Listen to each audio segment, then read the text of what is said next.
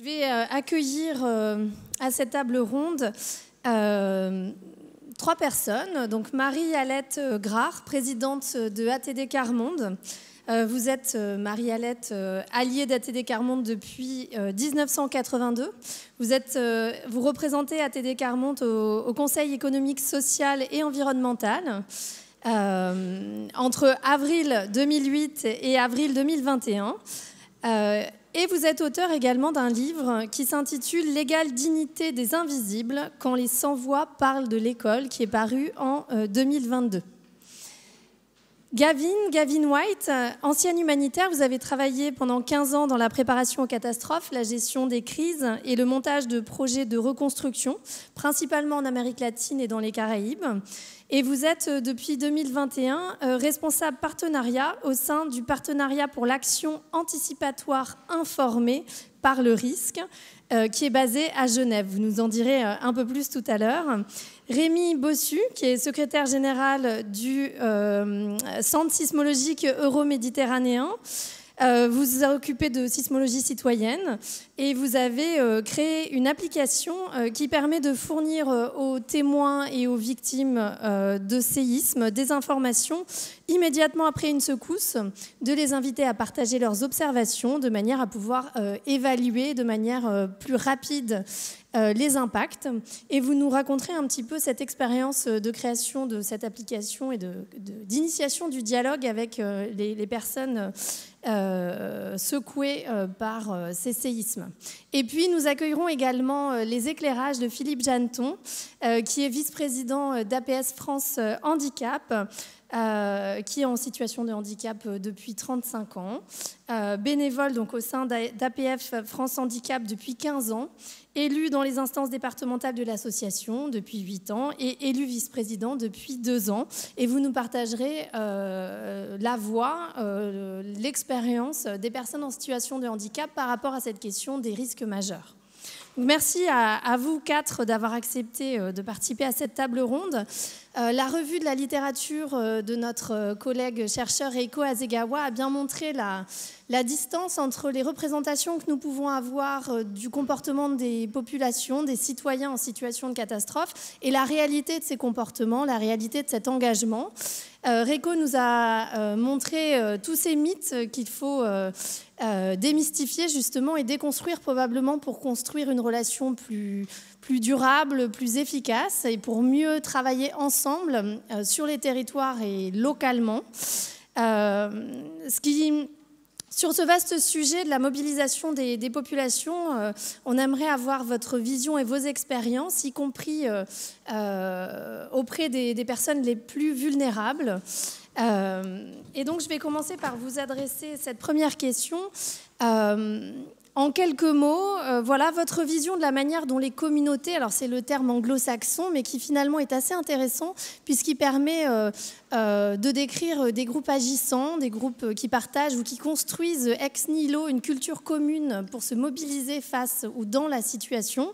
Donc comment ces communautés, et notamment les publics vulnérables, que certains d'entre vous représentent particulièrement, sont associés aujourd'hui dans les efforts de préparation, de prévention et de gestion de ces risques de catastrophe. Marie-Alette Grard, nous connaissons tous ATD Quart Monde pour son action auprès des plus démunis. Comment voyez-vous cette question de la mobilisation citoyenne face aux risques majeurs avec vos publics ?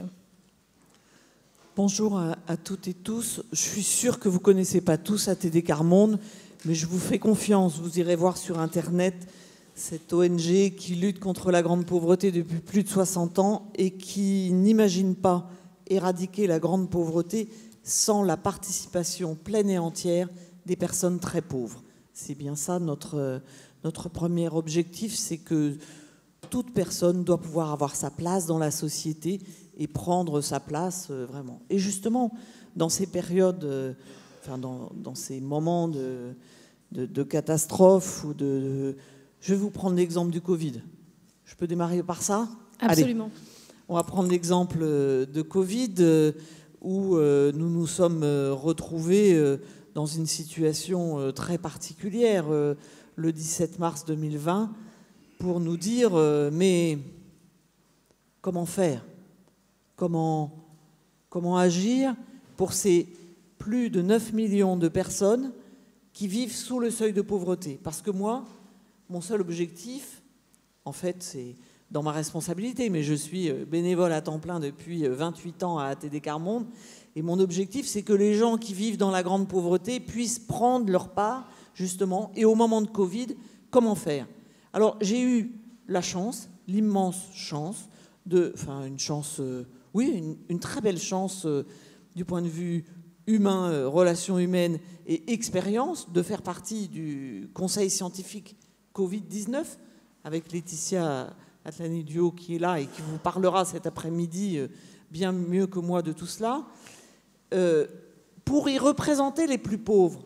Parce que, quelle était la question le 17 mars 2020 du gouvernement, des responsables de notre pays? C'était de se dire, mais comment allons-nous faire avec des personnes très pauvres? Comment allons-nous agir? Alors nous avons agi, certes pas dans la durée comme je l'aurais souhaité, mais nous avons agi, c'est-à-dire de proposer des logements à des gens qui étaient à la rue. Mais n'empêche, les personnes très pauvres, la première réaction qu'elles ont eue, et les réactions qui ont duré 2 ans, 2 ans elles sont restées enfermées chez elles, pour la plupart d'entre elles. Pourquoi? Parce qu'elles avaient terriblement peur que les informations, elles les avaient par des canaux extrêmement différents et du coup, on ne sait pas comment les interpréter, comment s'acculturer à quelque chose comme Covid-19 et vraiment comprendre si moi je suis à risque ou pas. Et quand on vit dans la grande précarité, on est souvent porteur de pathologies chroniques qui font que, effectivement, vous étiez à risque avec Covid. Donc ça a été une période vraiment très rude pour les populations les plus défavorisées, parce que, si je veux être assez pragmatique et pas trop longue, parce que nous avons convenu de ne pas être trop long, je prendrai cet exemple de... Nous étions confinés chez nous, nous devions faire nos courses au plus près. Or, lorsque l'on a à peine 500 € par mois pour vivre ou survivre, en fait, faire ces courses au plus près fait que vous ne pouvez pas. Ça ne marche pas. Ça marche pour 5-10 jours, mais au bout de 10 jours, c'est fichu. Alors, on a vu de très beaux signes d'entraide et la population, comme l'a dit quelqu'un tout à l'heure, est capable d'entraide immédiate et de faire un plat supplémentaire pour des personnes, etc. Mais le seul message que je souhaiterais que vous reteniez, c'est qu'en cas de crise, ce qui est absolument essentiel pour les personnes qui vivent dans la grande pauvreté, dans la grande précarité, c'est de prendre le temps, et on y reviendra tout à l'heure, prendre le temps de dialoguer avec elles pour comprendre comment elles interprètent la situation et comment elles vont pouvoir la vivre là où elles sont. Et pour répondre sur ce que vous dites, c'est vraiment la question d'une absence de représentation. C'est-à-dire que quand on ne se représente pas la manière dont vivent les personnes en situation de grande précarité, c'est compliqué justement d'imaginer les réponses à apporter. Et donc le dialogue, effectivement, comme vous le dites, semble essentiel pour déjà comprendre quelle est la situation de chacun et pouvoir trouver des solutions. Gavin, donc vous avez travaillé longtemps sur le terrain, dans différents pays où vous avez contribué à mettre en place des programmes de réduction des risques de catastrophe. Est-ce que vous pourriez nous dire quelques mots, justement à l'international, de comment les citoyens se mobilisent face aux risques majeurs et peut-être aussi, avant, répondre à la question du pourquoi. Pourquoi est-ce que les citoyens se mobilisent et dans quel contexte? Oui, merci Maud et merci d'inclure un peu cette perspective internationale. C'est vrai qu'on peut apprendre aussi les autres pays. Dans notre travail au quotidien, on veut apprendre davantage sur l'expérience qu'il y a dans cette salle. Donc, je suis très content de pouvoir participer à cette discussion. Et pour revenir sur cette question de pourquoi les inclure, je crois qu'il faut peut-être commencer justement parce que ce que vous avez mentionné sur les communautés, que justement, quand on parle du pourquoi, on parle de qui. Et il y a une diversité de communautés, je sais qu'on va en parler, on a déjà parlé un peu des gens qui justement n'ont pas les moyens, mais on fait tous partie de plusieurs communautés. Je vais peut-être prendre juste quelques exemples, parce que ça sera plus parlant, mais ayant travaillé longtemps dans les Caraïbes, on a eu un exemple à Trinidad et Tobago, pas loin du Venezuela. On est trop au sud pour les ouragans, mais de temps en temps il y a des tempêtes tropicales. Les gens n'ont pas l'habitude, ils ne savent pas quoi faire. Le gouvernement a mis en place le plan, tout était prêt. À 11h du matin, ils se sont dit c'est bon, c'est maintenant il faut qu'on prévienne, il va y avoir une tempête, il faut que les gens soient prêts. Ils n'ont pas pensé à la communauté des parents. Les parents se sont tous rués sur les écoles pour récupérer leurs enfants. On a eu des embouteillages dans toutes les villes, et ils n'ont pas pu mettre en place leur plan. Donc parfois, c'est juste réfléchir à quelles sont nos différentes identités, comment est-ce que ces différentes identités finalement affectent notre réaction à ce moment-là pour intervenir ou répondre à quelque chose. Finalement, l'instinct premier, c'était de protéger mes enfants. Ils n'y avaient pas pensé, parce qu'ils n'avaient pas consulté les parents, tout simplement, ou ils ne l'avaient pas regardé sur cette perspective-là. Peut-être juste un deuxième exemple rapide. Finalement, c'est de se dire qu'on a tous une histoire, on a tous une sensibilité, une capacité différente, on a tous un vécu, une énergie, et que finalement, quand on prend les impacts d'une catastrophe, la catastrophe elle a toujours une part d'imprévisibilité. Et on va tous réagir différemment. Et c'est pour ça, justement, qu'on a besoin de comprendre, pour les personnes les plus vulnérables, que ce soit d'une manière économique ou en termes de mobilité, en termes de... Quelle que soit notre perspective, on apporte une perspective différente qui sera utile pour comprendre comment les gens vont réagir face à une situation à laquelle ils n'ont pas l'habitude. Et c'est justement ça la richesse de cette réflexion. Et pour nous, j'ai envie de dire que quand on, peut-être sur cette deuxième question, ou deuxième élément de réponse, sur comment est-ce qu'on travaille ensemble, c'est avant tout comment est-ce qu'on arrive à faire que les gens se comprennent et voient les perspectives les uns des autres. Ça, c'est beaucoup ce qu'on fait donc, dans ce partenariat. Et un exemple, c'est, je pense que pour moi, le projet qui a eu le plus de succès à l'époque où je travaillais avec la Croix-Rouge, c'était un projet très simple de construire des aires de jeu dans des, je vais dire bidonvilles, c'est peut-être un peu péjoratif, mais dans des villes en Colombie, où les voisins se retrouvaient dans un espace neutre. Donc d'un coup, ils arrivaient à se retrouver dans un espace où il n'y avait pas un rapport de violence, un rapport de domination. On était là parce qu'on avait tous des enfants aussi, donc on a interagi avec des gens avec lesquels le jour où la catastrophe arrive, on les connaît déjà, nos voisins. On sait comment travailler ensemble, on sait comment surmonter les difficultés ensemble parce qu'on n'a pas de doute sur aller frapper à la porte de la personne avec qui on se retrouve une fois, deux fois, trois fois par semaine avec les enfants ensemble. Donc peut-être juste commencer avec ces quelques éléments pour se dire finalement que toutes ces différentes perspectives internationales nous font réfléchir à qu'est-ce que c'est que de travailler avec une communauté, qu'est-ce que c'est que ce terme communauté dans la préparation et la réponse aux catastrophes. Merci pour ces éléments. J'avais peut-être un point aussi que j'aurais aimé, sur lequel j'aurais aimé que vous nous éclairiez. C'est la question du rapport à l'État. Parce que dans nos échanges préliminaires, justement, on a discuté du fait que en France, on a un État très centralisé, très présent, et on attend beaucoup de la puissance publique. Mais il y a peut-être d'autres pays dans le monde où cette attente vis-à-vis de la puissance publique est très différente. Et du coup, j'aurais aimé que vous nous disiez quelques mots finalement de votre expérience internationale, de cette place du citoyen par rapport à ça. Oui, ça me fait repenser à un autre projet qu'on avait. Donc, il y a eu à nouveau toujours tout au sud de la chaîne des Caraïbes, il y a un pays qui s'appelle la Grenade, 100 000 habitants. Je vous recommande, c'est une très belle destination touristique. Je fais la pub au passage. Mais en gros, cette île, pour le coup, fait partie de l'axe des ouragans. Il y a une université américaine, les étudiants américains adorent, ils vont l'étudier là-bas, ils peuvent ensuite intégrer des universités de médecine aux États-Unis après avoir fait le cursus préliminaire à la Grenade. Quand l'ouragan Ivan est passé en 2004, ils ont tous commencé à paniquer parce justement on a parlé de la peur irrationnelle. Ils ont vu que d'un coup il y avait des masses de gens, des gens locaux qui sortaient de chez eux avec leurs machettes. Ils se sont dit, ils viennent nous égorger, ils viennent prendre tout ce qu'on a parce qu'il n'y a plus d'ordre. Bah oui, les policiers étaient allés voir comment allait leur maison, comment allait la maison de leur mère, est-ce que leur mère était en bonne santé, est-ce qu'elle avait eu des impacts. Donc du coup, les gens ont pris leurs machettes et ils ne sont pas allés tuer les étudiants américains, ils sont allés dégager les routes parce qu'ils savaient que le gouvernement n'allait pas le faire. Donc ils ont pris ils savaient qu'il fallait qu'eux prennent l'initiative parce que finalement, moins l'État est fort, plus les gens savent que c'est sur eux qu'il faut trouver les solutions, c'est leur responsabilité. Donc on parlait de déresponsabiliser, je pense qu'on a bien clarifié que ce n'est pas tellement responsabiliser les citoyens, mais c'est juste leur donner la légitimité de prendre des actions sans forcément avoir des conséquences si jamais il se passe quelque chose de mal. Ils ont fait ce qu'ils ont pu avec les moyens qu'ils avaient, et ensemble on contribue à une réponse où l'État contribue sa part et le citoyen contribue sa part. Merci. Vous avez aussi illustré les écarts de représentation qui peuvent nous encombrer dans la gestion des crises en même temps. Rémi, donc tu as créé cette application dont tu vas nous parler et peut-être nous expliquer aussi ton expérience du besoin d'information des citoyens sur le terrain auquel tu as essayé de répondre justement avec cette application. Tout à fait.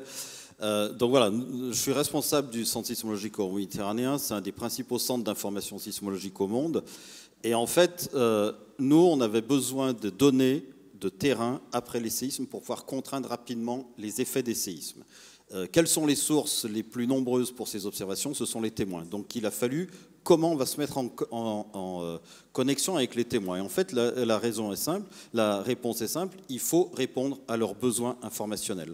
Quand un séisme se produit aujourd'hui, tout le monde se jette, en tout cas une grande partie se jette là-dessus, tout le monde en a un dans tous les pays du monde.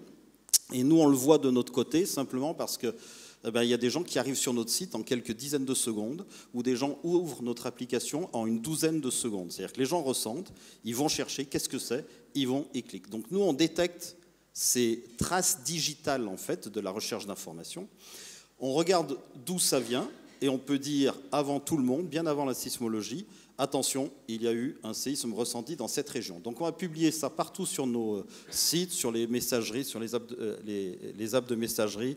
On a des robots sur Twitter, sur Blue Sky, etc. Sur l'application, on va dire attention, séisme vient d'être ressenti, possiblement ressenti dans cette zone il y a moins de 2 minutes. Merci de confirmer. On demande aux gens de confirmer en leur proposant une douzaine d'imagettes qui représentent des niveaux de secousses ou de dommages différents. Les gens cliquent et donc avec ça, on a leur ressenti ou les dommages localement. Ce qui est absolument fantastique là-dessus, c'est que c'est la rapidité. L'an dernier, on a collecté 470 000 de mémoire témoignages comme ça. La vitesse moyenne, la médiane pour la collecte, c'est 8 minutes 30. Donc en 8 minutes 30, on en collecte la moitié. Pour la Turquie, on a pu montrer que ça avait un effet énorme sur la rapidité d'estimation d'impact. Mais encore une fois, si les gens viennent nous voir, ce n'est pas parce que, pour nous faire plaisir, c'est parce qu'on répond à leurs besoins d'information. Et juste après, la première fois qu'on a lancé l'application, le premier séisme destructeur, c'était le séisme au Népal en 2015, vous vous en rappelez peut-être. Et on a fait une étude auprès de nos utilisateurs. On leur a demandé, mais qu'est-ce que vous voulez comme information supplémentaire après un séisme? Personne ne nous a demandé plus de détails en sismologie, etc. Les gens nous ont dit, dites-nous ce qu'il faut faire après un séisme. Quelle conduite je dois avoir? Donc à partir de là, on a toujours un dialogue constant avec nos utilisateurs. On a rajouté des safety tips, donc des petites imagettes qui disent, attention, faire ou ne pas faire. Donc ce qu'on va envoyer automatiquement aux gens qui ont été soumis à une forte secousse quelques minutes après le séisme. Et puis aussi un safety check, donc qui est simplement... On préprogramme un message d'un SMS en disant c'est bon, il y a eu quelque chose, il y a eu un séisme autour de moi, mais je suis en sécurité. On propose aux gens de l'envoyer ou pas à leur contact.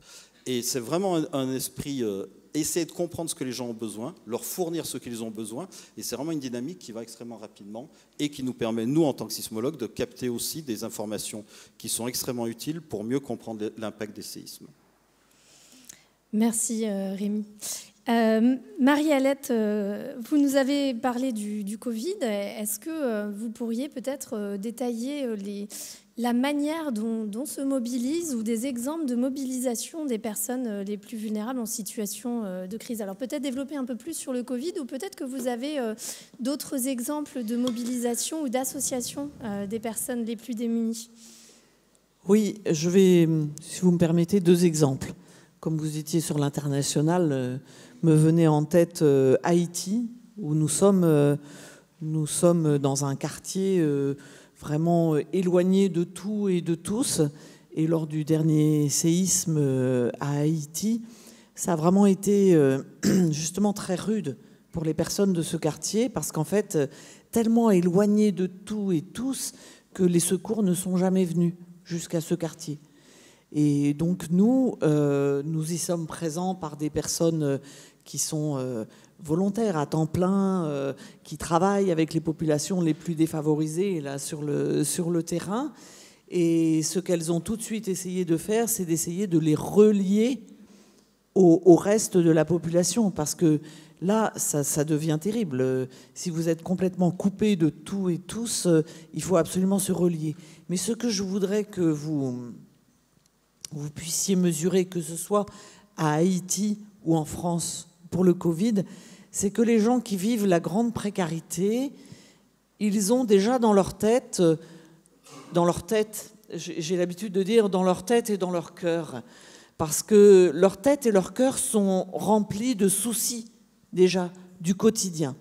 Et donc, ce n'est pas simple pour eux d'en plus rajouter toutes ces consignes et toutes ces choses que l'on pourrait faire.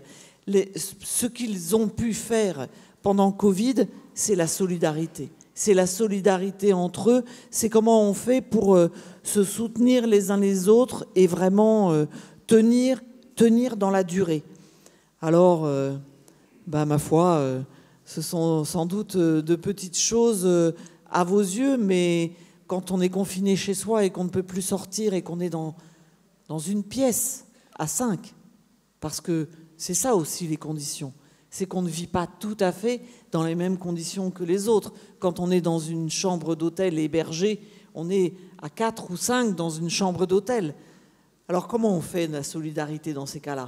Eh bien, on vient, comme c'était Covid, on n'avait pas le droit d'approcher trop, mais on vient lire des histoires depuis le palier pour que les enfants entendent des histoires et qu'ils osent remettre en route leur imagination et qu'ils osent regarder demain et voir des choses qui leur donnent envie de voir demain.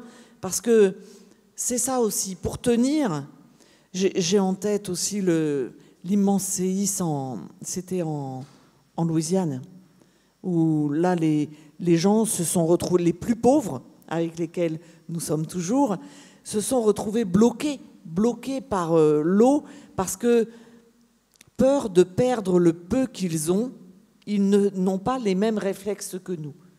Il faut quand même qu'on se rende compte que nous n'avons pas le même quotidien, donc nous n'avons pas les mêmes réactions. Peur de perdre le peu qu'ils ont, ils ne sortent pas en courant de chez eux. Non, ça, c'est impossible. Donc finalement, ils se retrouvent dans une situation pire que les autres. Mais évidemment, il y a la solidarité, évidemment, il y a plein de beaux gestes qui se mettent en route, mais une dernière chose, peut-être sur Covid,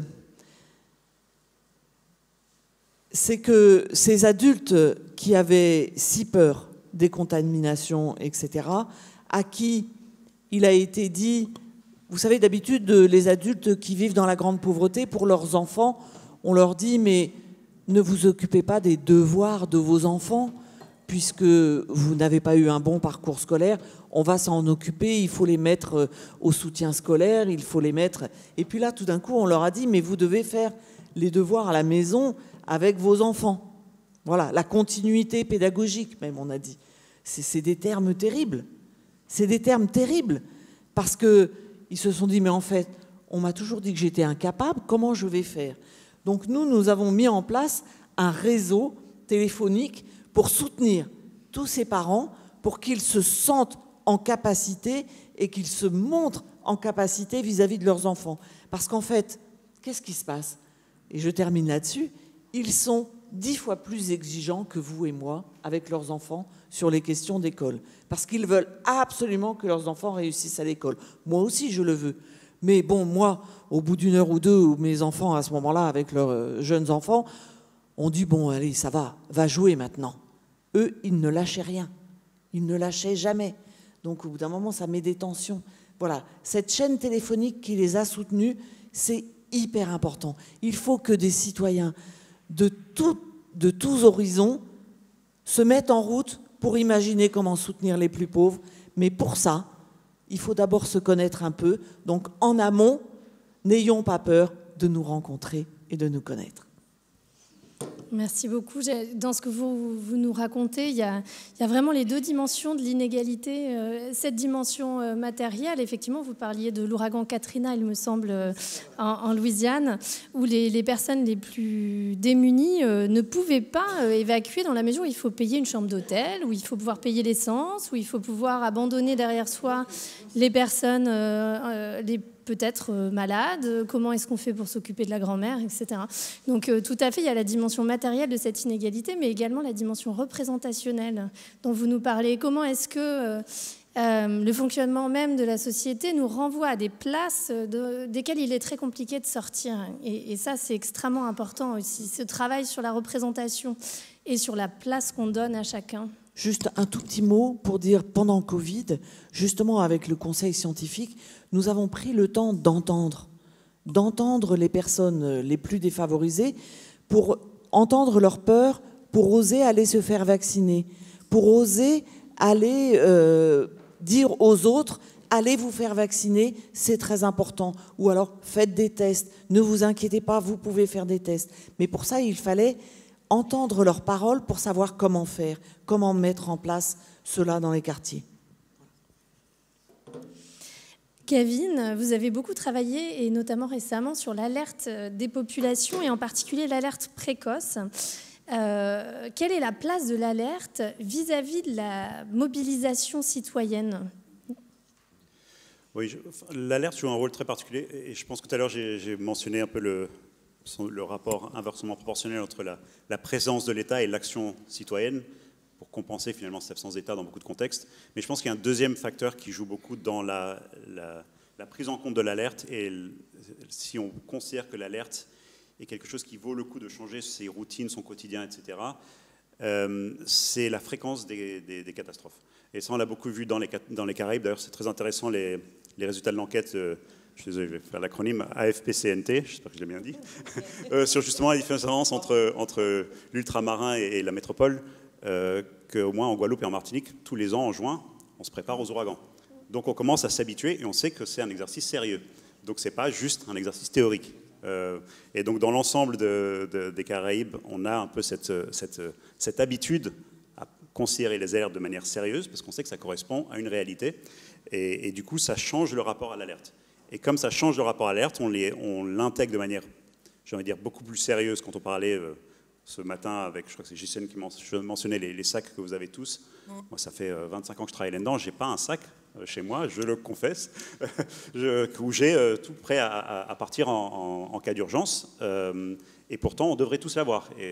Et donc, c'est de se dire, dans les systèmes d'alerte, on oblige les gens de manière régulière à se dire, vous êtes confrontés à tel ou tel contexte, on s'attend surtout en zone urbaine, est-ce que voilà, le gouvernement prendra les initiatives nécessaires. Donc je pense que ça change vraiment le rapport. Je pense que c'est aussi intéressant de considérer que finalement que la manière comment, comme citoyen, on intègre ces alertes est beaucoup liée à son environnement immédiat. Il y avait une étude très intéressante d'ailleurs, on a beaucoup parlé du Japon aujourd'hui, mais de la Croix-Rouge japonaise, sur pourquoi les gens ne répondent pas aux alertes de tsunami. 10% des gens en fait, disaient que c'était parce que personne autour d'eux n'avait pris de mesures, et 10% autres disaient que c'est parce qu'il ne s'était rien passé les fois d'avant. Donc finalement, ils n'avaient pas pris de mesures, et qu'il n'y avait qu'un pourcentage assez faible, je crois que c'était de l'ordre de 22% dans l'étude de la Croix-Rouge japonaise, sur le fait que finalement, les gens avaient vraiment suivi les indications à la lettre. Donc il y a vraiment des facteurs sur intégrer quelles sont les bonnes pratiques autour de soi et les amplifier. Donc donner de la visibilité aux gens qui sont en train de prendre les mesures correctes et que leur message puisse être beaucoup plus visible autour d'eux. Donc l'alerte peut être un élément extrêmement fédérateur dans la préparation ou la participation citoyenne en général, mais il faut prendre en compte le fait qu'il y a tout un environnement culturel au quotidien pour savoir si les gens réellement intégreront ces alertes dans leur quotidien. Oui, tout à fait. Et notamment, vous parliez d'une culture des ouragans dans les Caraïbes, mais ça ne veut pas dire qu'il y a une culture du volcan ou qu'il y a une culture du tsunami ou du séisme. C'est-à-dire, c'est toute la question aussi d'une culture du risque n'est pas donnée, elle se construit, elle se travaille au quotidien. C'est effectivement exactement ce que vous disiez. Rémi, pardon. Non, j'allais juste rajouter un élément aussi, c'est qu'en fait, il y a l'alerte en tant que telle, puisqu'on est sur le sujet, c'est les informations qui viennent d'en haut, mais c'est aussi les informations qui viennent d'en bas. Et c'est justement par cet élément de mimétisme, c'est le fait de pouvoir appeler sa mère en lui disant bah, « Tiens, j'ai vu ça sur les réseaux sociaux. Bah oui, ma mère, peut-être qu'elle le regarde moins souvent, peut-être qu'elle le regarde plus souvent, mais en fait, c'est s'assurer qu'on a les mêmes informations et que souvent, dans beaucoup de communautés, ça reste encore le bâton dans la rivière qui permet au village de prendre les mesures bien avant qu'on reçoive les alertes officielles. Donc c'est cette combinaison de la communication officielle et de la communication locale qui finalement, je pense, génère un peu cette réponse plus effective. C'est une très bonne transition. Et effectivement, on sait notamment qu'il y a un temps de confirmation de l'information auprès des populations. C'est-à-dire que si on entend une seule fois le message à la radio, on va d'abord essayer de savoir comment nos proches ou amis ou collègues ont interprété le message avant de se décider à agir. Et donc, il y a tout un travail autour de la manière dont on fonctionne en tant que groupe humain et communauté. Comment est-ce qu'on valide une information? Comment est-ce qu'on se met à agir? Et toi, Rémi, justement, par rapport à ton application, c'est des questions que tu t'es posées. Ça, Tout à fait. Alors, justement, on a vraiment un cas qui est intéressant là-dessus. C'est-à-dire que historiquement, la sismologie a toujours collecté les témoignages des séismes. C'est comme ça qu'on connaît la sismicité historique avant qu'on ait des instruments. Et donc, classiquement, on avait toujours une case ouverte à la fin pour dire « dites-nous si vous avez des observations autres ». Et on avait mis ça après nos imagettes. Et en fait, on a toujours un tiers environ des gens qui mettaient des trucs et qui expliquaient leur expérience dans leur propre langage. Donc on a dit, s'ils le font, alors que ça ne répond pas du tout à la question, c'est que ça répond à un besoin de catharsis, un besoin de partager leur propre expérience avec d'autres. Et en fait, si on regarde aujourd'hui, donc là on l'a mis en place, on les republie derrière, et c'est une des fonctionnalités que les gens préfèrent. C'est-à-dire que les gens veulent, au-delà d'être informés, ils veulent pouvoir partager et lire l'expérience des gens qui ont vécu le même événement qu'eux. Et donc ça, c'est toujours... Enfin, là, moi, où j'insiste, on parle de l'alerte. L'alerte elle-même, elle est importante parce qu'elle permet, en tout cas dans le cas des séismes, de rentrer en contact avec ces communautés émergentes, puisque les témoins n'existent qu'à partir du moment où le séisme a eu lieu. Vous ne pouvez pas la construire au préalable. Mais on a besoin aussi de déployer derrière tous les moyens d'information. On le sait que l'information, c'est le meilleur médicament contre l'anxiété pendant les crises. Et moi, j'ai passé des nuits et des nuits à répondre aux questions des gens sur Twitter. Souvent, on n'a pas de réponse en sismologie, hein, désolé. C'est-à-dire que souvent, la première question, c'est qu'est-ce qui va se passer ? Quand est-ce qu'il va y avoir le prochain séisme, etc. Donc on peut dire les scénarios les plus probables, mais on ne peut pas donner de certitude. Mais les gens, en fait, on se rend compte que là, on a vraiment un gap, et pas simplement en France, hein, à l'échelle du monde, parce qu'il n'y a personne qui répond à ces questions.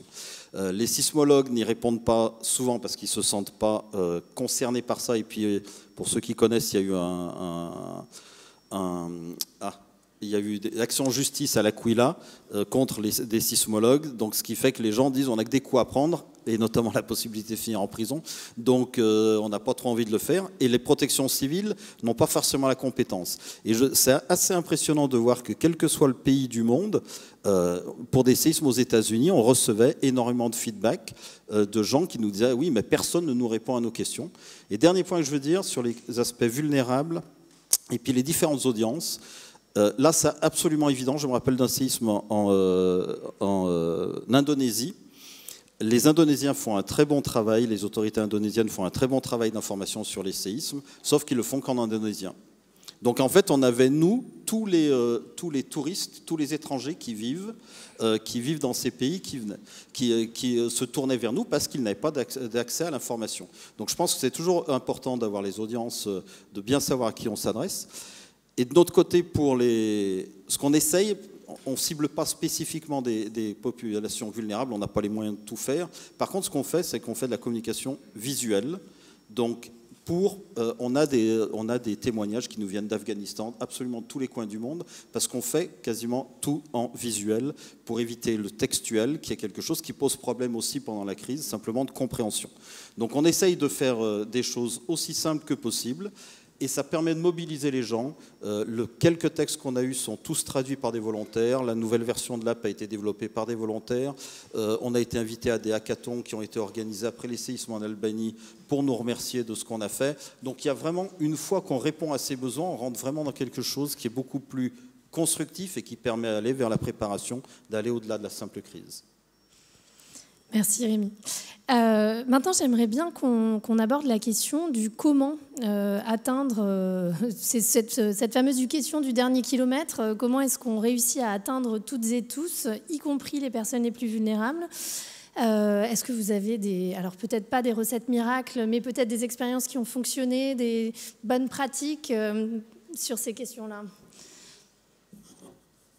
Comment on les atteint ? Eh bien, écoutez, il y a une chose à retenir, c'est un T majuscule pour la notion de temps. Parce qu'il faut prendre le temps.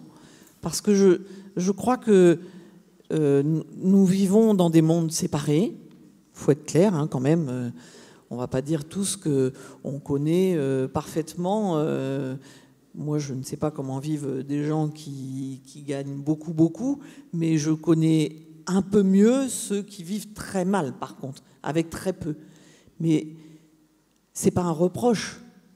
Mais si nous voulons que la population, dans son entièreté, soit informée voilà, à égalité, il faut qu'il y ait une grande partie de ceux qui ne vivent pas dans la précarité qui prennent le temps de connaître, de tisser de la confiance avec les gens. Alors, je vous prends un petit exemple, j'ai le droit? Absolument. Je vous prends les conventions citoyennes. Bon, ça n'a pas émergé de choses, voilà, mais c'est le principe. Les conventions citoyennes pour le climat, puis pour la fin de vie, qui ont eu lieu au Conseil économique, social et environnemental. La première, ceux qui mettaient en route la Convention citoyenne se sont dit il faut absolument qu'il y ait des gens, voilà, sur le climat, il faut des gens qui vivent la grande précarité au quotidien qui soient là. Sauf qu'en fait, la manière de joindre les citoyens français pour qu'ils participent à une convention citoyenne, c'est par des appels téléphoniques sur le portable. Alors, si vous voulez ne pas arriver à joindre des personnes très pauvres, vous faites par le portable, en fait. Parce qu'ils changent tout le temps. Ils ont des cartes prépayées, ils n'ont pas un abonnement, comme vous et moi. Donc, vous ne pouvez jamais les joindre tout à fait au même numéro. Donc, ils se sont rendus compte qu'ils n'avaient pas joint de personnes qui vivent dans la grande précarité. Et puis ensuite, il y a... alors, je vous mets tous les freins, hein, je fais un peu l'empêcheuse de tourner en rond, mais bon, il faut se dire les choses. Ensuite, il faut quand même savoir que dans notre pays, on a les filets sociaux qui devraient permettre aux gens qui vivent la grande précarité de vivre à peu près correctement. C'est pas si simple. Je ne vais pas vous faire un cours sur le RSA, mais quand même vous dire que c'est une allocation différentielle pour laquelle les gens doivent tous les 3 mois reproduire donner des documents au service, voilà, pour être sûr de continuer à le toucher. Et surtout, si par hasard, vous touchez 10, 15 ou 100 euros d'un ami ou du CESE, parce que vous avez une indemnité et que vous faites partie de la Convention citoyenne, ce sera déduit de votre RSA le mois suivant. Donc, en fait, ça serait mettre encore plus en précarité des gens qui sont déjà dans la précarité. Vous voyez ce que je veux dire? Donc, pour la première convention, nous, à ATD Quart Monde, nous avons dit, bon, en fait, on n'est pas au point. On n'y va pas. Pour la deuxième, il y a 10 personnes qui vivent la grande pauvreté qui y sont allées. Donc, la deuxième, c'est la convention fin de vie. La deuxième, c'est vie. donc sur la fin de vie. Sur la fin de vie, 10 personnes qui vivent la grande précarité au quotidien y sont allées. Et, bon, ça a marché pour 8 d'entre elles. Pour les 2 autres, on a dû faire des démarches auprès des CAF parce qu'elles n'avaient pas tout à fait entendu la petite musique qu'il ne fallait pas déduire du RSA. Donc nous avons dû rectifier, mais finalement, ça a été du point de vue financier. Mais il n'y a pas que ça.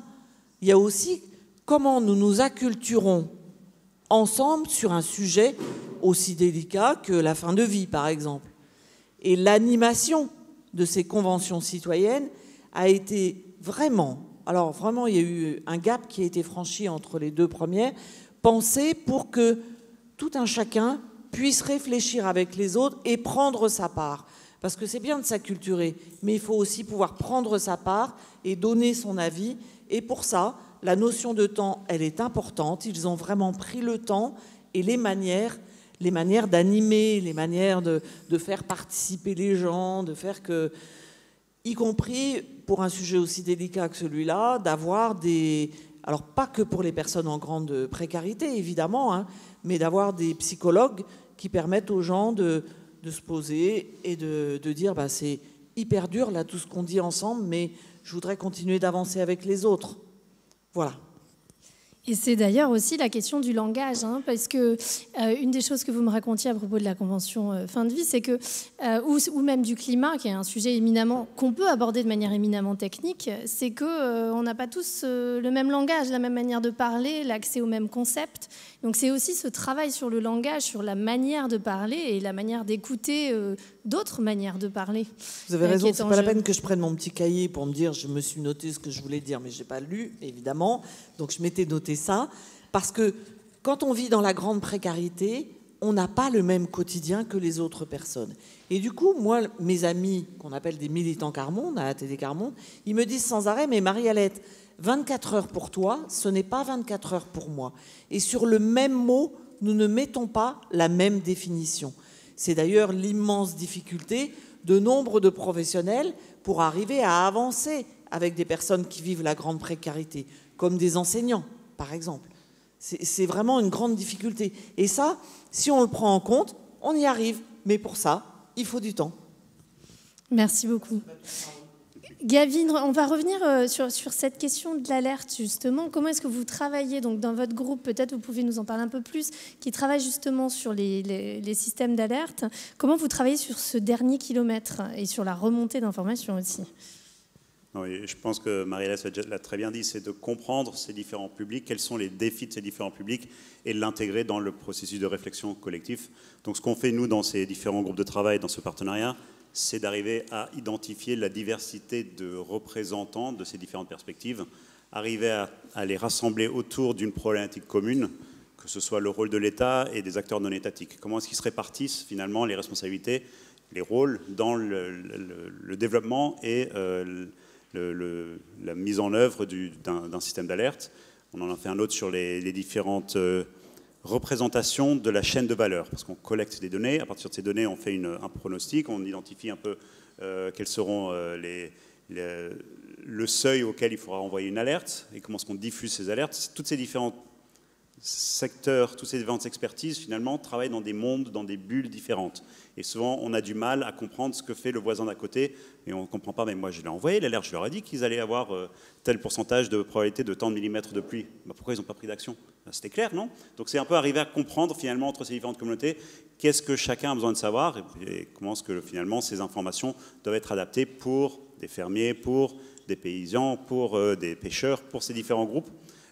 L'information doit être adaptée à leur réalité. J'ai mentionné la communauté des parents. C'est une autre manière de communiquer l'information. Mais c'est tout aussi important parce que des parents, il y en a beaucoup. Donc forcément, quand ils font tous la même réaction qui va contre le comportement qu'on avait anticipé, forcément, ça conduit à des résultats très différents. Donc c'est un peu ça, c'est d'arriver à identifier premièrement quelles sont les problématiques que, déjà dans cette salle, des centaines d'experts ont identifiées sur lesquelles ils veulent travailler. Comment est-ce qu'on peut les aider à se confronter à d'autres perspectives pour que finalement on se dise « Ah bah oui, tiens, j'avais pas pensé que ça c'est bien en théorie, mais finalement si on ne prend pas en compte ce point de vue, finalement ça ne va pas conduire au résultat escompté. » Donc c'est un peu concilier ces différentes perspectives et arriver à identifier quels sont les vrais défis auxquels on est confronté. On a parlé des différents groupes, des différents âges, pas tout le monde a un téléphone, pas tout le monde sait s'en servir, mais enfin, j'allais prendre un autre exemple finalement peut-être pour conclure là-dessus. On a aussi des gens qui, même s'ils ont reçu l'information, c'est pas forcément dans une langue qu'ils comprennent, c'est pas forcément dans un format qu'ils comprennent, c'est pas forcément pour aller dans le cas des ouragans, dans un abri où on va leur demander une pièce d'identification. Ils l'ont pas, ils n'iront pas. On avait parlé, en préparant un peu cette réflexion, aux Bahamas, ils ont 309 Haïtiens qui n'ont jamais été retrouvés parce qu'ils n'ont pas voulu aller aux abris, parce qu'ils n'avaient pas les documents pour aller aux abris. Les abris, ils y étaient. On les a consultés, mais on n'a pas réussi à prendre en compte leur contexte particulier, donc tout à fait en ligne avec ce que disait Marie-Alette. Merci beaucoup pour ça. Rémi, est-ce qu'il y a un public, est-ce que tu as des recommandations sur comment atteindre les gens et établir un dialogue? Qu'est-ce qui fait qu'on arrive à rentrer en dialogue avec ceux qui utilisent justement ton application? Alors d'abord, c'est ce que j'expliquais, on établit le dialogue parce qu'on répond à un besoin informationnel, ça c'est absolument clair. Comment on atteint après toutes les différentes communautés? Je vais rebondir sur Haïti, on travaille aussi en Haïti dans un projet. Et en Haïti, c'est le seul pays où on n'a pas vu, après le séisme de 2010, par exemple, ni le séisme de 2021, on n'a pas vu de gens installer l'app. Et en fait, on se rend compte que la condition... Alors, c'est des hypothèses qu'on n'a pas pu faire toutes les analyses sociologiques sur le terrain compte tenu de la situation, les partenaires sociologues, mais c'est probablement le niveau sécuritaire, niveau développement socio-économique, etc., qui fait que les gens ne s'impliquent pas là-dedans. Donc, on a développé des outils spécifiques. Les gens utilisent WhatsApp massivement. Donc, on a développé des outils WhatsApp. Alors là, on les a testés. Parce que dans le cadre de ce projet aussi, j'ai oublié de le mentionner, on a redéployé un réseau sismique citoyen. Et il n'y a plus de réseau sismique national. Donc on a acheté des capteurs citoyens qui ne coûtent pas très cher, qui coûtent quelques centaines de dollars. Et on les a fait déployer chez des volontaires qui ont l'électricité et l'électricité et Internet, et ça nous permet de surveiller la sismicité, d'informer les populations, et on sert de ces gens comme ambassadeurs vers la population. Le problème qu'on a maintenant vers WhatsApp, c'est que pour faire un robot WhatsApp, c'est fait pour les entreprises, donc il faut payer. Donc si quelqu'un de vous sait comment on fait, parce qu'on n'a pas les moyens de continuer à le faire tourner, donc si quelqu'un sait comment taper à la bonne porte à WhatsApp pour pouvoir faire tourner ça gratuitement, on est preneur. Mais plus sérieusement, je pense que ce qui est important, c'est, nous on est sur le maximum de plateformes. Ça, c'est important. C'est-à-dire que les habitudes peuvent changer d'un pays à l'autre, d'une population à une autre, d'une audience à une autre. Néanmoins, il ne faut pas surestimer le public qu'on peut atteindre via ces technologies. Et ça, moi, je suis toujours très attentif. On a 1,5 million à peu près d'utilisateurs réguliers de notre application. On a quelques centaines de milliers d'utilisateurs. C'est rien. Finalement, c'est strictement rien. Par contre, c'est un peu ce que font les partis politiques. Si vous êtes très visible sur les réseaux sociaux, ça vous permet d'atteindre les médias classiques. Et c'est là où vous avez un vrai pouvoir, parce que si vous passez à la télé en disant vos messages, là, vous atteignez beaucoup plus de public. Donc nous, c'est clair, on a une activité interactive, on essaie de donner le meilleur sur les réseaux sociaux. On ne surestime pas l'impact que ça peut avoir. Par contre, ça donne une visibilité qui donne une crédibilité qui fait qu'on est régulièrement invité dans des médias qui, eux, ont une audience plus forte, que ce soit la presse écrite ou la télé ou la radio. Merci. Peut-être pour, avant de vous laisser la parole pour dire un dernier mot, si vous le souhaitez, insister sur la question de la confiance et de l'information. C'est-à-dire que, alors Marie-Alette en a parlé de cette confiance, mais rester sans information ou sans possibilité d'accès à une information juste, c'est aussi perdre le lien et perdre cette confiance. Alors je sais que tu as travaillé sur Mayotte, moi aussi, donc on avait réfléchi à cette question-là suite à la crise sismique où il y avait justement une information tardive. Et cette question est extrêmement importante et c'est ce que tu me disais aussi, c'est-à-dire qu'être capable de donner une information, même si c'est juste, il y a effectivement eu un séisme, c'est pas grand-chose comme information, mais déjà on est là. Et il y a une parole à laquelle on peut s'accrocher et qui fait vérité commune, j'ai envie de dire, et qui permet de s'organiser ensuite. Alors, juste sur Mayotte, effectivement, donc Mayotte, il y a un séisme largement ressenti de 5,8 au nord-est de l'île, qui s'est avéré être, mais on ne le savait pas à l'époque, la naissance d'un nouveau volcan sous-marin. Et derrière, il y a eu énormément de séismes ressentis par les populations, mais les capacités de détection des réseaux dans la région ne permettaient pas de les documenter. Donc en fait, les gens ressentaient quelque chose, et donc ça, on a une histoire là-dessus. Nous, à l'époque, donc les gens venaient sur notre application, on voyait les témoignages arriver, et nous, on avait imaginé que tous les séismes ressentis, on serait capable de les localiser sismiquement. Donc si 15 minutes après avoir reçu une flopée de témoignages, on n'avait pas de confirmation sismique, on effaçait comme étant probablement une fausse alerte. Et on s'est fait, à juste titre, allumer complètement par les gens de Mayotte parce qu'ils disaient vous cachez quelque chose. Donc on est tombé dans les aspects de conspiration, etc. Et on a tout de suite changé la chose, c'est-à-dire qu'on mettait voilà la carte des témoignages qu'on a, voilà la carte des effets. Par contre, nous n'avons pas de données sismiques permettant de le confirmer. Et là, on n'y peut rien. Et c'est vraiment en essayant, et je pense que c'est vraiment ça, c'est toujours la même chose, la confiance, ça se construit à travers le dialogue, et c'est parce qu'on a écouté ce que les gens disaient que les gens ont eu confiance dans ce qu'on faisait. Merci. Peut-être un dernier mot rapide, tous les trois, je dirais une phrase de conclusion, de message que vous aimeriez qu'on garde avec nous. Bon, écoutez les besoins. Moi, je pense que c'est uniquement ça. Nous, on a un système qui fonctionne parce qu'on écoute les besoins informationnels des gens et on y répond. Ça va dans le même sens. Moi, je suis tout à fait d'accord avec vous. Écouter les besoins, prendre le temps d'écouter les personnes parce que quand on vit vraiment un quotidien différent, il faut qu'il y ait quelque chose qui soit créé pour que les gens osent. Je reprends cet exemple de Covid et d'oser faire des tests, même simplement des tests.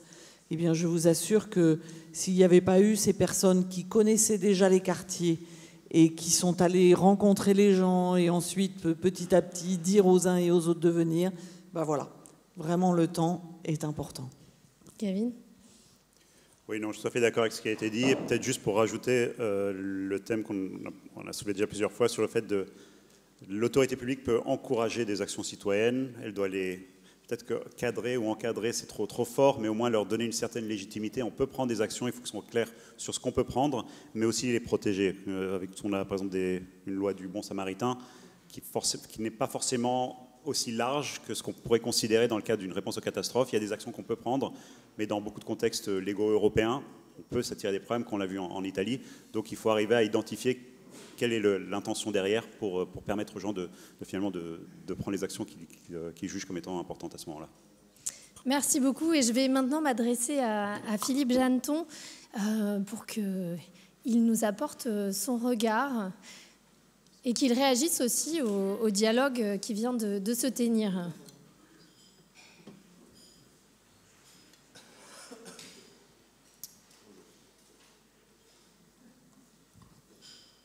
Mesdames, Messieurs, merci beaucoup de me donner la parole au nom d'APF France Handicap. Bonjour à toutes et à tous. Tout d'abord, en premier mot, c'est un sujet qui est passionnant parce qu'il nous concerne tous finalement. On est dans notre environnement. On l'a peut-être oublié parce que avec notre culture, nos technologies, on était un peu peut-être avec un défaut d'hubris à se dire on est très performant, on est très capable. Et on voit que les catastrophes nous rappellent à notre finitude finalement. En quelques mots, je dirais pour APF France Handicap, donc, qui est une association de défense des personnes en situation de handicap et de défense de leurs droits. C'est une association donc, qui aide et qui représente ces personnes en situation de handicap et elle s'appuie sur la défense des droits, et notamment la défense des droits fondamentaux, avec ce qu'on appelle la Convention des personnes handicapées, la CIDPH, et qui est donc une convention internationale sous l'égide de l'ONU, et elle défend donc les droits fondamentaux des personnes en situation de handicap. Et notamment, on s'appuie sur l'article 11 concernant les problèmes liés aux catastrophes naturelles, et qui dit les États parties prennent, conformément aux obligations qui leur incombent, en vertu du droit international, notamment le droit international humanitaire et le droit international des droits de l'homme, toutes mesures nécessaires pour assurer la protection et la sûreté des personnes handicapées dans les situations de risque, y compris les conflits armés, les crises humanitaires et catastrophes naturelles. Donc on voit bien qu'il y a un accompagnement et on met un aspect spécifique sur le handicap, car les personnes handicapées se retrouvent en cas de crise avec beaucoup plus de difficultés que les personnes dites valides.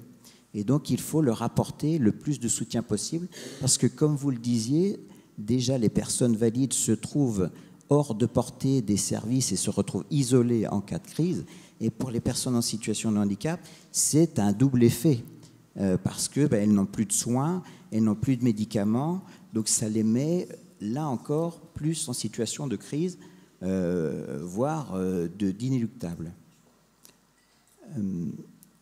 Aussi, donc je vais vous donner ce que APF France Handicap fait en amont pour prévenir donc, les crises et aider au plus. Notamment, elle a une convention avec la Fédération des pompiers, la Fédération nationale des sapeurs-pompiers de France, pour délivrer les diplômes de prévention et de secours civique, le PSC1. Donc c'est déjà un premier pas. Par exemple, une personne qui va avoir un malaise dans la rue, si les personnes valides ne savent pas autour, une personne en une situation de handicap qui passe et qui a son PSC1 va pouvoir aider une personne valide à lui dire, eh bien voilà, faites tel monsieur, faites tel et tel, ou monsieur, madame, pardon, faites tel et tel geste sur la personne qui vient d'avoir un malaise, mettez-la en position latérale de sécurité, faites tel geste avant que les secours organisés arrivent. Donc ça, c'est un premier pas de prévention, je dirais, de notre association qui dénote justement que les associations peuvent aider avec les services, avec les pouvoirs publics. C'est un premier pas. Durant les crises, je vais là encore donner l'exemple du Covid parce qu'il est vraiment, il nous a tous concernés pour le coup. APF France Handicap s'est fortement impliqué justement auprès des pouvoirs publics pour leur dire et pour dénoncer les situations, là encore comme en cas de crise, des personnes en situation de handicap qui se retrouvaient éloignées donc des services de l'État et aussi des collectivités sur tout ce qui était notamment la compensation par exemple, l'accès aux droits, la santé, le médico-social, l'éducation aussi, les aidants pour les personnes en situation de handicap, aussi l'emploi par exemple, et aussi les ressources qui étaient très importantes, notamment avec les caisses d'allocation familiale pour avoir leurs droits. Et puis aussi, d'un côté plus pratico-pratique, ça a été de la remontée d'informations, là encore comme on le disait, c'est très important, voire essentiel. Et puis une mobilisation donc, de notre réseau, c'est-à-dire de nos acteurs de terrain, pour aller au plus près des personnes en situation de handicap qui se retrouvaient isolées chez elles, notamment en milieu rural, mais pas que. Et puis, donc, pour lutter contre cet isolement, donc, qui était déjà présent en temps normal, mais qui se retrouvait là, surévalué en situation de crise. Ça a été aussi, donc avec des chaînes téléphoniques, par exemple, ou de se déplacer pour savoir si les personnes allaient bien. Ça a été aussi la production de masques inclusifs par nos entreprises adaptées, ou alors en interassociatif par des Fab Labs ou des personnes, des initiatives privées qui faisaient des masques inclusifs avec des imprimantes 3D, par exemple. Donc voilà un peu ce qu'on pouvait faire en cas de crise. Et je dirais, dans un dernier temps, pour vraiment donner des indications concernant les populations en situation de handicap qui, pour le coup, alors, APF France Handicap milite pour que les personnes en situation de handicap soient non pas des objets de soins, mais des personnes, des citoyens à part entière. Et on veut se fondre dans le droit commun. Mais on a quand même besoin d'avoir de temps en temps du droit spécifique ou du droit qui réponde à des besoins spécifiques. Et donc, dans ce cas-là, notamment la CIDPH, et puis aussi, il y avait eu une convention de l'ONU, un colloque de l'ONU, là aussi, qui s'était regroupé, qui avait donné plusieurs indications pour ces publics avec des besoins spécifiques. Notamment de respecter les droits des personnes en situation de handicap, donc qui se retrouvent avec des difficultés, comme je disais, en plus. C'est renforcer la participation des personnes à la planification en amont, ça qui est très important, là aussi, comme on le disait tout à l'heure. C'est aussi réfléchir aux besoins post-catastrophe, de faire des feedbacks, des débriefings avec les personnes en situation de handicap, là encore, comme vous le disiez, pour que chaque type de population puisse dire ben moi j'ai eu tel souci, donc comment y pallier pour la prochaine fois, malheureusement. Là aussi, comme vous le disiez, M. Bossu, c'est la mise à disposition d'informations, parce que là aussi, on a, avec les personnes en situation de handicap et ces politiques-là, on a aussi des défauts de statistiques. Et donc, on a besoin d'alimenter les datas, là encore. C'est aussi renforcer la capacité des personnes en situation de handicap sur cette réduction des risques de catastrophe. C'est aussi les former. Donc, vous voyez, si on a généralement les mêmes schémas de sensibilisation, d'information, de formation, d'instruction, d'éducation. Donc, ces schémas-là sont vraiment prégnants. Et puis après, donc, en crise, durant les crises, aller vers ces personnes-là, donc trouver toutes les astuces et tous les outils, alors qui peuvent exister déjà, mais c'est les diffuser et les essaimer aussi. Donc, donner la bonne information à la bonne personne pour que ce soit le plus efficace. Et puis, post-crise, pour, là encore, qu'on fasse un débriefing et qu'on soit plus efficace pour les prochaines fois. Donc, voilà ce que je pouvais vous en dire en quelques mots concernant ces publics à besoins spécifiques. Merci beaucoup en tout cas de votre écoute. Merci beaucoup Philippe pour cette réaction.